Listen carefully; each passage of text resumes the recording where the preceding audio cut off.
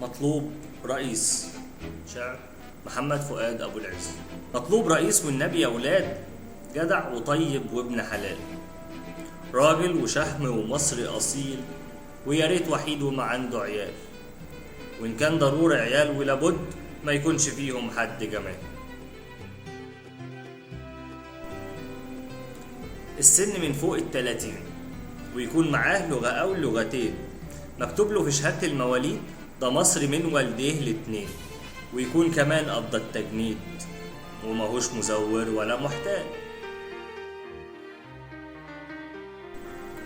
واحد من الناس كده عادي من أي عيلة مصرية، من شمسها تلسوع ياما وفطار وفول أو طعمية، وقبلها يقول بسم الله يحمد ربنا على الأحوال.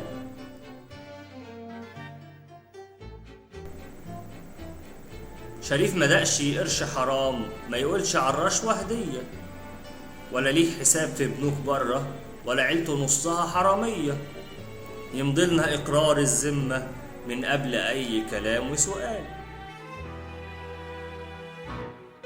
ما يكونش نص إله على الأرض، ما يقولش إنه علينا الفرض، متربي على الخير والرحمة، يقدر يصون البيت والعرض، نقدر نحاسبه وهو رئيس، ما يكونش وهم وضرب خيال.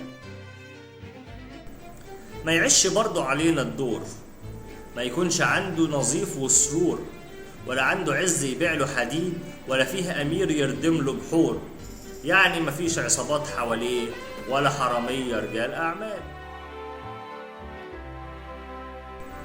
عاوزين رئيس وماهوش طرطور، ما يخافش من العسكر في طابور، ولا من فلان مولانا الشيخ، ولا من فلان عبد المأمور، ولا من المدام في البيت بيخاف طلعت سوزان أو حتى نوال. عاوزين رئيس والنبي يا ولاد، جدع وطيب وابن حلال. مطلوب رئيس.